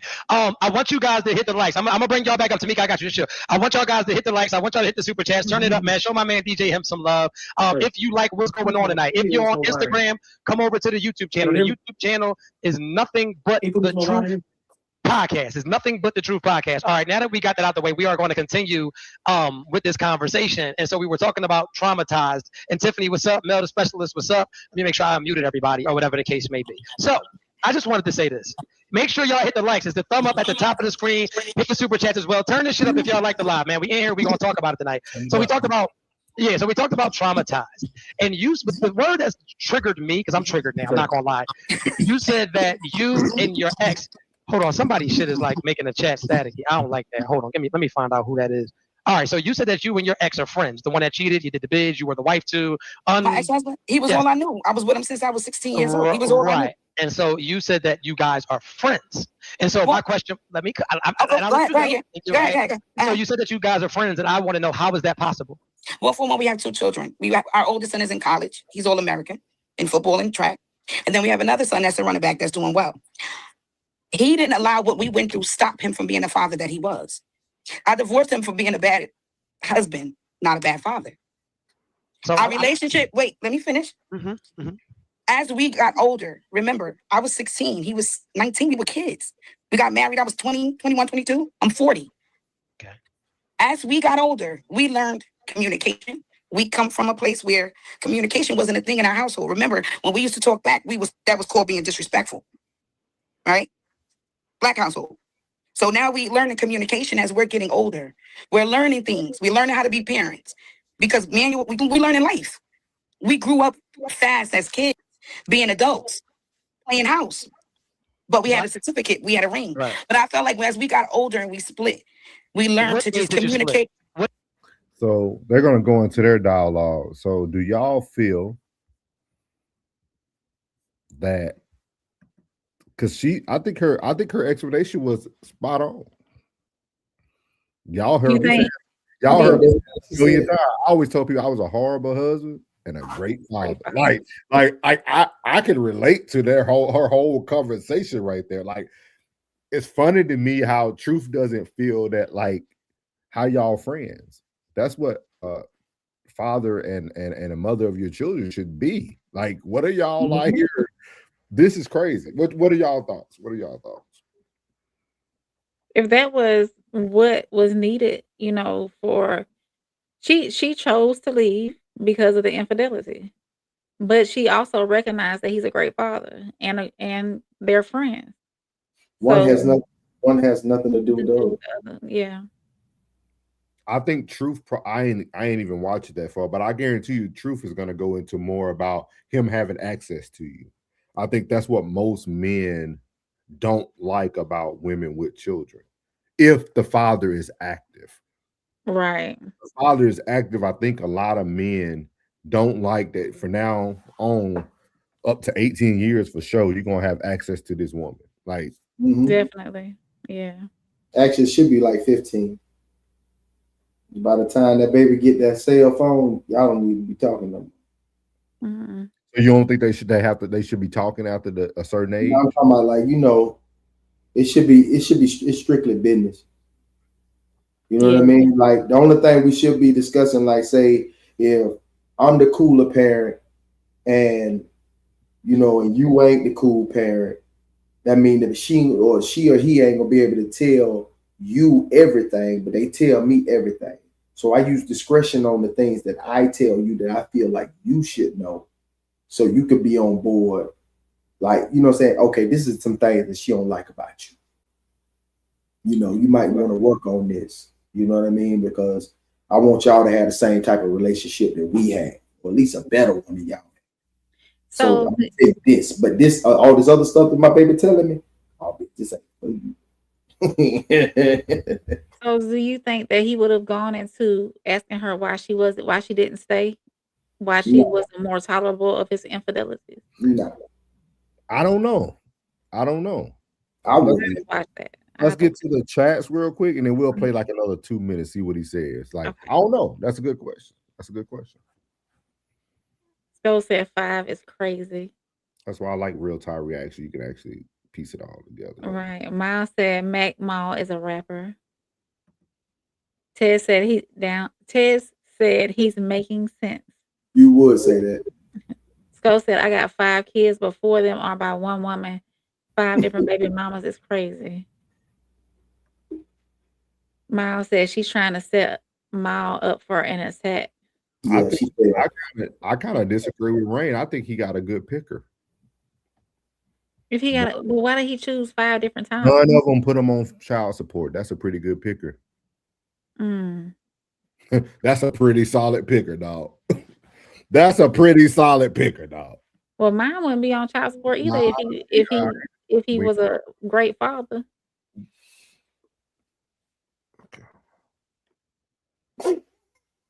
Lisa said he double talked. He said all his baby mamas was good girls, then said the end goal is marriage, but you can't turn 304s into housewives. No, it was the it was. He was talking about a different. Yeah, it was 2 seconds. Classic said there's always a condition. Roxy said, who is the program benefit, him or is it we? The program should benefit both, in my opinion. James Fulton said, her baby daddy, laugh out loud. Classic said, truth hurts getting too much money for that mic quality. He wants to invest on another mic. Nah. Hey, that was so left field. And yeah, and it's not. No, he doing it right. Ted said that New York accent ain't sexy. Yeah, he ain't worrying about that. Hey, as long as that money coming in, why you worrying about all the extra? Hey, that money coming in. Sco said, I was definitely a horrible husband the first time. I'm a way better man now than I used to be. That's what I'm talking about, Sco. So Yeah. you number men up here taking accountability. Taurus 75711. Welcome in. He said, as soon as I seen old boy ask the question again, I knew he looking for a moment. Ted said, that's why I said he's making sense. Laugh out loud. Pastor said more conditions. Sco said he could have picked one and not been on child support. Sco said that's too many. I feel you, Sco. Let's play a couple more minutes to see what True says. Let's see. What age did you split? It's explicit lyric. 32. 8 years ago. So you weren't kids when you decided to split, and you didn't split because the relationship was perfect. You split on bad terms. It wasn't like I mean, it was a divorce, and Right. but it And was so- time. We knew. I'm sorry. I apologize, guys. I'm sorry. No, and so when because this is the thing, I listen at a really high level. And so Yeah, when we go started this, you said that you could not imagine being married again. So do you think that you are traumatized? Because you said that you weren't, but would it be fair to say that you are traumatized? Because if let me finish. Because if you were married, right? Yes. The marriage was successful and the marriage was perfect and you would have just grown apart. Don't you think you might be open to trying it again? Because the experience of marriage was amazing. That's like you having sex. And the first time that you have sex, it's traumatic. It would probably hinder that process, right? Like if the first time you have sex with a man and he takes your virginity and he put an arm in you and he's rough and he chokes you and you're like, whoa, I don't want to do this again for quite some time. Because even though I might not want to believe it, I'm traumatized for somebody taking their time and he's kissing your neck and he made it special and he licked your toes and he bought you a car and he put a ring on you versus you dealt with trauma. And you didn't leave him as a kid, you left him as a 32-year-old woman. Yeah, but I was gonna marry somebody again a couple of years ago. Oh. No, I was listen, that's what I'm trying to explain. So the second proposal was what traumatized you. No, I'm not traumatized. Why is it that when people decide that they are in We're gonna get to the next. My fault, Ham. I know you wanted to say something. Nah, cool. Nah, it's just interesting, man. Tamika, go ahead and unmute if you don't mind. I just think that I find it very interesting and ironic that if don't worry about it. Let me ask you some questions. Yes, you know I love you, right? From foremost. I do. The Locks hat is crazy. So fire. Tell us about your behavior during this relationship. I noticed you hit that nigga with a honey bun after honey bun after. Oh, listen, I tell busted us him in the what you head. did. We need to This know. is what I'm trying to tell you. I started out as a great wife. How you know? Of course, I did. I cooked 7 days. No, we got married at 21. We started going together when we were 16. Okay, cool. Thank you for the super chat, Andy. My fault. Go ahead. I think I could have been a better wife to him. I could have been more supportive to him because he started out young in the streets, right? And young men, of course, we always go back to that. Like, I don't think he really knew what love was, unconditional, especially unconditional love. He kind of, he did. I know for we a don't fact. want to hear about him. Let's talk about No, but that's what I'm saying. That's where I messed up at. I think that, no, we talk about his upbringing, sir. But you left and where I messed up. No, I messed up. I could have been more supportive. I could have been more understanding. I could have sat down and talked more instead of, why you doing these things? And you coming in the house intoxicated all the time instead of asking why you drinking why you drinking a lot? Like, what's going on? I was busting him in the head with vases because I thought he was out with women because that was a thing. So we're gonna stop there. But I want y'all to hear something she said. I heard. She said she could have had more unconditional love. I haven't watched this. We're watching this together. I thought she said that he didn't know what unconditional love was. Then she said she could have been more supportive. Let me see. Let's go back. Let's run her back because she kind of lost me. I was trying to get in there and listen. Level. And so when we started this, you said that you could not imagine being married again. So do you think that you are traumatized? Because you said that you weren't, but would it be fair to say that you are traumatized? Because let me finish. Because if you were married, right?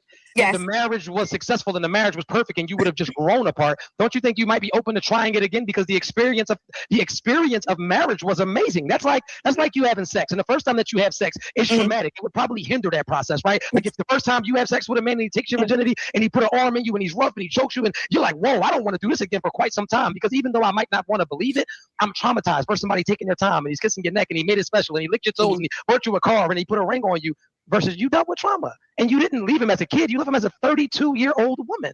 Yeah, but I was gonna marry somebody again a couple of years ago. Listen, that's what I'm trying to explain. So the second proposal was what traumatized you. No, I'm not traumatized. Why is it that when people decide that they are in? We're gonna get to the next. My fault, Hamp. I know you wanted to say something. Nah, cool. Nah, it's just interesting, man. Tamika, go ahead and unmute if you don't mind. I just think that I find it very interesting and ironic that Nick, don't worry about it. Let me ask you some questions. Yes, you know I love you, right? First and foremost. I do. The Locks hat is crazy. So fire. Tell us about your behavior in this relationship. I noticed you hit that nigga with a honey bun after honey bun after honey listen, bun. I bust him in the head. This is what I'm trying to tell you. I started out as a great wife. Of course, I did. I cooked 7 days. No, we got married at 21. We started going together when we were 16. Okay, cool. Thank you for the super chat, Bandy. My fault. Go ahead. I think I could have been a better wife to him. I could have been more supportive to him because he started out young in the streets, right? And young men, of course, we always go back to that. Like, I don't think he really knew what love was, unconditional, especially unconditional love. Okay. He kind of, he did. I know for a fact. We don't want to hear about him. Let's talk about. Okay, you're right, but yeah, she said he didn't know what unconditional love was. That she felt that she could be a little bit more supportive. Okay. Yeah. Okay. So what do y'all think about that? If it was unconditional, then why didn't she stay? No, it wasn't. That's what we went back because Plug was right. She said that she don't think he knew what unconditional love looked like or what it was, but she could have been a little bit more supportive. I think like today, I think that, I don't know, maybe the safety of knowing that person, you've been with that person for so long, the safety that of you knowing that person ain't going nowhere allows you to step. You know what I'm saying? You ain't stepping in the right direction. You know what I mean? You feel like you got a little leeway because you know you got that person. I think he knew that he had that type of love. I think he knew he had that type of devotion, but and that what made it messy. You know what I mean? But he in the streets though. You know, when you dealing with a street cat, when you're dealing with a professional, when you're dealing with an athlete, these cats got options. You gotta know what you're setting yourself up for. And sometimes, if the clothes, the jewelry and the cars and the penthouse, whatever y'all got going on comes with that, you got it. That's just like the game. If you out there selling dope, you know what I'm saying, that you getting that fast money, you stacking up bread, just know that the snitches come with that. Just know that the trifling haters gonna come with that. The trifling women come with that. The gunshots, the stab wounds, everything come with the game. You gotta accept the game. If not, if you don't want to accept the bad, don't accept the good. Don't take the good. You can't. They say you gotta take the good with the bad. Yeah, that sounds good. But if you don't want none of the bad, if it's five bads and 3 goods, if you don't want one of these bads, don't take none of it. Don't take none of it, bro. Because they come with the game. And that's just what it is. Everybody want to exclude. Well, they want somebody that's an exception to the rules. No, ain't no exception to the rules. Just know that all that comes in that territory. Just know that, young lady, when you said you want 6 foot, 6 figures, guess what? Other women is in there too. So if you don't want that, then you can't have that either. You know what I'm saying? You just can't have. You can't have both of them. You can't have your cake and eat it too. Or think that he's an exception to the rules. That come with the game. Yeah, it might be 5 or 6 years. He was on the straight and narrow. But he get the 6 years and 3 months. Guess what? It's dang-a-lang season. Or or he might be tooting and booting. What is your thoughts, Rain?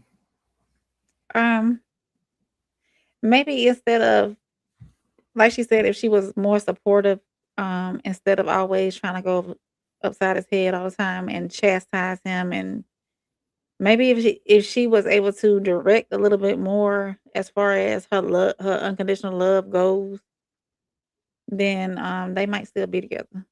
I don't know. It just all depends on if he wanted to change or not. Not necessarily change, but just like clean up what he was, how he was living.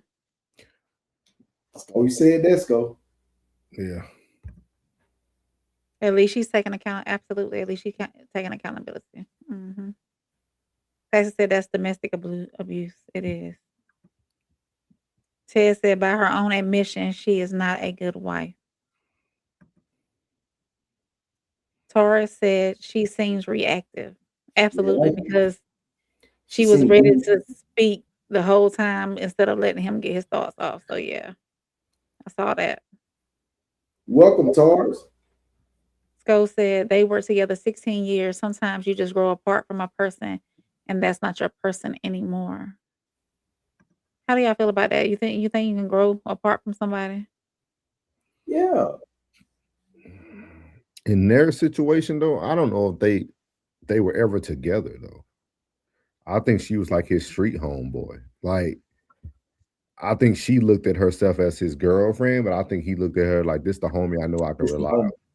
She held me. It's gonna always be there. She sounded like it. I held him down all his bids. Like she said, I hustled for him when he was in jail. Like, so like as friends. Like you just seem like a down person for him at this point. Like, and then y'all love was shown through so much violence. Like, you literally admitted to you hitting him in the head with vases because he come in the house drinking. You ain't drinking, but you ain't hitting him because you think he's like an alcoholic. You hitting him because you think he's cheating. Yeah. Like, so I think she almost takes more pride in holding him down when he was isolated, and then wanted to still control him when he was out. Because she took the reins of the leadership and the control in the household while he was locked up, basically. And that she didn't want to relinquish that when he got out. So you seen two alphas at each other. And now great points. What is that? Great points. Yeah. That's why you see she ride on her boys real heavy. Oh yeah. She think being good was her boys being D1 athletes, this, that. Like, they don't even. She's still in a immature mindset. She just don't know it. She has some good lingo, but then when you listen to her deep down, she's still not to be developed. She sounds like a dude though. Like a proud dad. You know what I'm saying? Like, for real. She sounds like she had to be on those. I was shocked that she had a man. I'm thinking that she like women. Ain't nothing feminine about her at all, man. Yo, I like that locks hat. Fire. Yeah. Yeah. Miles said to Rain's point, her brain wasn't there yet. That's what Soulja said too. Skull said everybody can't go on the journey with you. That's true. And he probably was cheating. She just never knew about it. She said infidelities. She knew. He wasn't cheating, man. He was living his life. But you can't even. But can you blame a man that walks in the house and get attacked by a vase? Hey. She lucky she ain't in a morgue. Right. Ted said, I'm going to beat you. Public service announcement for content purposes only. If you hit me with a vase, I'm going to beat you. I'm going to whoop you real good. So you'll never pick up another vase. Stop hitting on people's kids. Ted said relationships require constant maintenance. If you aren't into that, then don't get in one. Ted said you only grow apart when maintenance isn't mutual. Really? I don't think so. He also said all you have to do is give them a mic and let them talk. I don't think she said anything bad. I think I think her form of accountability and her transparency is a form of her growth. I think if she got on the right panel, somebody could align her accountability and she can move forward accordingly. Yeah, then she can find the right woman. Yeah, you so stupid. And then yeah. Tamika, I'm just bullshit. Hey, Mika, I'm just bullshit. I'm your friend. You said, April? Self-therapy. Yeah. No, Tamika, this hat is fire. Hot fire. Dylan. Kay said 100. Yeah, I'm telling you, I think she's in the right direction, but now she has to go somewhere where her voice is not just for content. It needs to be for her to evolve. That's all it is. So her skirt. Yeah, so but man, we appreciate everybody, man. Tonight was a very, very good night, man. I want to shout out to Roxy again, man. That was a great part of the segment, the icebreaker. I don't know if you got to hear any of it, Plug. I did. Very, very good, very interesting story, man. So hopefully we get to unbox it. I'm gonna leave all that up to Rain getting that set up. So if y'all don't see Roxy again, you won't see Rain again.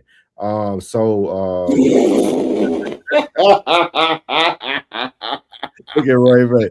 Hey, you are being lost. You are being held accountable, man, on live TV. Yeah, damn, that's an ultimatum from hell, wasn't it? If you don't, then you won't. Rain did a great job. Rain did a great job getting it all set up for today, getting her the link. We appreciate it. Hopefully we get her up here again, man. I'd love to just kind of keep unboxing it on a weekly or bi-weekly basis, man. Super dope, super dope, man. To have those type of talks at the beginning. But yeah, man, we appreciate y'all, man. Very, very good show. Make sure y'all catch everybody that's a part of the Raw Society Coalition. You got your boy Uncle Plug with 2 G's at Uncle Plug TV. You got the Raw Society First Lady at Soft Rain or Conversations with Soft Rain. You got myself at Souls of Thought. You got our boy Tez at the Tez Down, and then you have the classic codes. If you're looking for his music, you can find it on SoundCloud and other platforms at B Class. B Class will actually be giving you guys a full show after.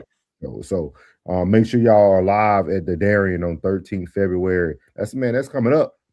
It's quick. It's coming around the corner quick. Yeah, we like what? Fast. Like 29 days out, something like that. Not too far. It's 31 plus 14. What is that? So 44 days out. We 44 days out. Everybody get your tickets while they last, man. They selling. Like Classy said on his show today, man. We actually have gratitude for everybody who make it. We're gonna make sure we meet and greet everyone who comes to the show. That's something that we're gonna make sure that we do. We appreciate everybody. Appreciate everybody that came in the chat tonight. Big Skull, Kay, Tez, Classic, Miles, Taurus. Who else was in this thing tonight? Roxy, Jane, Lisa was in this thing. Alicia was in this thing tonight. Ed was in here. Who else came in here tonight? Her birthday's tomorrow, y'all. Happy birthday, Alicia. Alicia, what you want for your birthday?